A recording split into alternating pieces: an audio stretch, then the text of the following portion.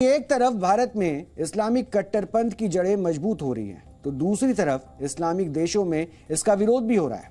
आज हम आपको ईरान से आई कुछ तस्वीरें दिखाना चाहते हैं, जहां महिलाएं हिजाब के खिलाफ मुहिम चला रही हैं। इन तस्वीरों को देखिए जो आपकी टीवी स्क्रीन पर है। इसमें आप देख सकते हैं कि ईरान की महिलाएं बिना हिजाब के सड़कों पर निकल रही हैं और हिजाब से आज़ादी की मांग कर रही हैं।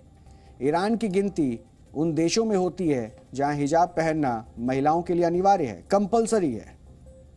हालांकि ईरान की महिलाओं ने 12 जुलाई को देश भर में इसके खिलाफ एक अभियान चलाया और बिना हिजाब के वीडियो सोशल मीडिया पर पोस्ट करके इसका विरोध भी किया। इसके अलावा ईरान में पिछले 2 दिनों से सोशल मीडिया पर #NoToHijab भी ट्रेंड कर रहा है। महत्वपूर्ण बात यह है कि इन महिलाओं ने हिजाब का विरोध करने के लिए 12 जुलाई का दिन चुना, जिस दिन को ईरान हिजाब और शुद्धता के राष्ट्रीय दिवस के रूप में मनाता है। और इस दौरान सरकारी संस्थानों और एजेंसियों को पूरे हफ्ते के लिए हिजाब को बढ़ावा देने का निर्देश भी दिया जाता है। लेकिन ईरान की महिलाओं ने अब तय किया है कि वो इस कट्टरता के सामने झुकेंगी नहीं, यानी वो उसके सामने खड़ी होंगी, उससे लड़ेंगी।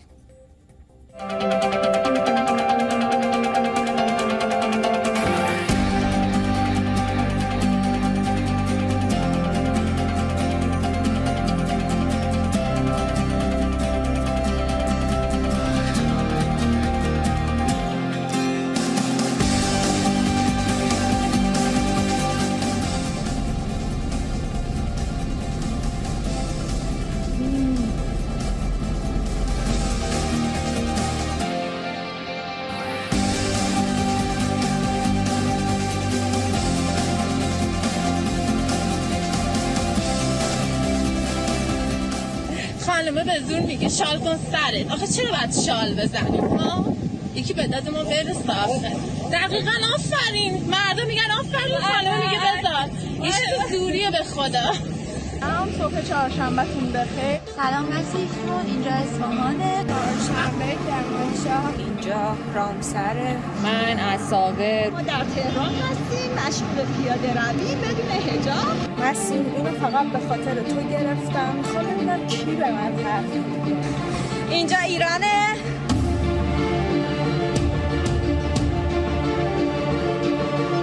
چرا آدم رو تحقیر میکنین؟ چرا به شخصیت آدم توهین میکنین؟ چرا تو حق انتخاب آدم دخالت میکنین؟ خب بردهداری هم یه روز قانون بود. چرا به قانون بد نباید احترام گذاشت؟ قانونی که شأن انسانیت آدم زیر پا بذاره قانونی که آدم رو تحقیر کنه، انسانیت آدم رو له کنه قانون. بله. تو سرت کن کثافت. به تو ربطی نداره. به تو ربطی نداره.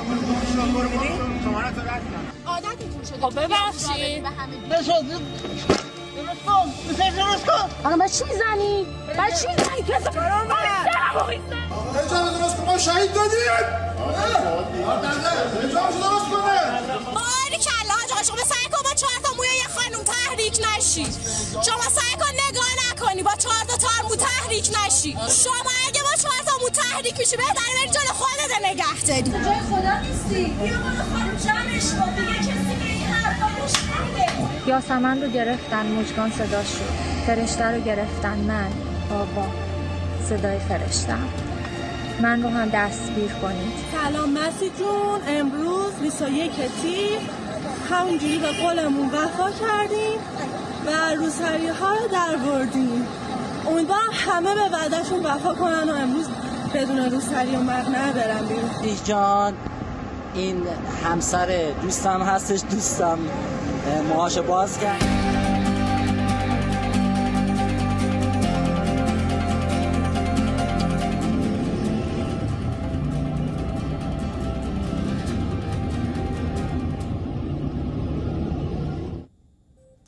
आज भले ईरान में महिलाओं के लिए हिजाब पहनना अनिवार्य है, लेकिन वहां हमेशा से ऐसा नहीं था। और इन तस्वीरों को क्या आप हिंदुस्तान में अभी कल्पना करके देख सकते हैं। वर्ष 1936 में ईरान के किंग रजा शाह पहलवी ने बुर्के और हिजाब पर प्रतिबंध लगा दिया था। हालांकि इससे पहले ही ईरान के कॉलेज और स्कूलों में हिजाब पहनने पर रोक लग चुकी थी और साल 1979 में से पहले ईरान में सार्वजनिक स्थानों पर महिलाएं पश्चिमी पोशाकों में नजर भी आती थी।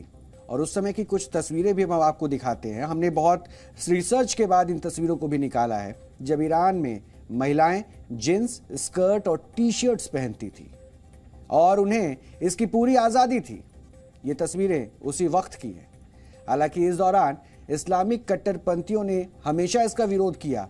उन्होंने इस बात को कभी स्वीकार ही नहीं किया कि महिलाओं को अपना पहनावा चुनने की आज़ादी होनी चाहिए। दिलचस्प बात यह है कि साल 1979 के इस्लामिक रिवॉल्यूशन से पहले ईरान की कुछ महिलाएं उस समय के किंग का विरोध करने के लिए हिजाब पहनती थी, यानी यह हिजाब वहां किंग के विरोध का प्रतीक बन गया था। लेकिन इस दौरान इन महिलाओं ने भी कभी ये कल्पना नहीं की थी कि इस्लामिक रिवॉल्यूशन के बाद यही हिजाब उन पर थोप दिया जाएगा और इसे लेकर कड़े नियम भी बना दिए जाएंगे। 1983 में ईरान में नया कानून आया जिसके तहत हिजाब को अनिवार्य कर दिया गया। आज अगर कोई महिला इस कानून का उल्लंघन करती है तो उसे कोड़े मारने की सजा दी जा सकती है, उस पर जुर्माना लगाया जा सकता है और उसे जेल भी हो सकती है। लेकिन इन सब के बावजूद ईरान की महिलाएं आज बेखौफ होकर हिजाब पहनने का विरोध कर रही हैं और आज हम इन महिलाओं के साहस को सलाम करना चाहते हैं। लेकिन इसके साथ ही आज आपको भारत की स्थिति भी समझनी चाहिए। एक तरफ भारत है जहां कर्नाटक राज्य में बहुत सारी मुस्लिम छात्राएं स्कूलों में हिजाब पहनने की जिद पर अड़ी हुई हैं और यह मामला अभी सुप्रीम कोर्ट में लंबित है। इन मुस्लिम छात्राओं का कहना है कि हिजाब पहनना उनका संवैधानिक अधिकार है और वो पहले हिजाब और फिर किताब के सिद्धांत को मानती है। लेकिन दूसरी तरफ ईरान है जो एक इस्लामिक देश है जहां हिजाब पहनना अनिवार्य है, लेकिन वहां की महिलाएं निडर होकर इसका विरोध कर रही हैं। इससे आप समझ सकते हैं कि हमारा देश कैसे पीछे जा रहा है। एक धर्मनिरपेक्ष देश में इस्लामिक कट्टरपंथ बढ़ रहा है जबकि एक इस्लामिक देश में इसका विरोध हो रहा है। वैसे आज आपको हिजाब से जुड़ा सही इतिहास भी जान लेना चाहिए क्योंकि ये बहुत ज़रूरी है। ऐसा कहा जाता है कि इस्लाम के पवित्र धार्मिक ग्रंथ कुरान में हिजाब और बुर्के जैसे शब्दों का सीधे तौर पर कहीं भी कोई उल्लेख नहीं किया गया है। हालांकि तर्क अपने अपने हैं, लोगों के अपने अपने मत हैं और इनकी जगह खिमर और जवाब जैसे शब्दों का भी इस्तेमाल किया गया है जिनका अर्थ है महिलाओं द्वारा अपना सिर और चेहरा ढकने से है। हालांकि कुछ लोग इस बात को गलत भी मानते हैं और यह भी कहा जाता है कि कुरान में हिजाब का कुछ जगह उल्लेख है। इसके अलावा कुरान में इस बात का भी उल्लेख मिलता है कि पैगंबर मोहम्मद साहब की पत्नी खिमर और जिवाब धारण करती थी, लेकिन कुरान में कहीं ये स्पष्ट रूप से नहीं लिखा गया है कि इस्लाम धर्म को मानने वाली महिलाओं के लिए हिजाब और बुर्का पहनना अनिवार्य है। दूसरी बात, कुरान में कहीं भी इस बात का जिक्र नहीं मिलता है कि अगर महिलाएं हिजाब और बुर्का ना पहने तो ये इस्लाम धर्म का अपमान होगा। यानी जो ये बात कही जाती है कि हिजाब पहनना इस्लाम धर्म के पालन की सच्ची भावना है, ऐसा सैद्धांतिक रूप से पूरी तरह से सही नहीं है। एक और बात, इस्लाम धर्म की उत्पत्ति से पहले अरब और मध्य पूर्व के देशों में हिजाब और बुर्का के पहनावे का चलन काफ़ी लोकप्रिय था। यानी ये पहनावा इस्लाम धर्म ने दुनिया को नहीं दिया, बल्कि ये पहनावा इस्लाम धर्म को अरब और मध्य पूर्व के देशों की सांस्कृतिक पहचान से मिला। लेकिन एक खास विचारधारा के लोगों ने इस बात का खूब प्रचार प्रसार किया कि अगर मुस्लिम महिलाएं हिजाब और बुर्का पहनेंगी तभी उन्हें सच्चे मुसलमान के तौर पर माना जाएगा। और आज इसी बात को आपको समझना है, ये बहुत ज़रूरी है।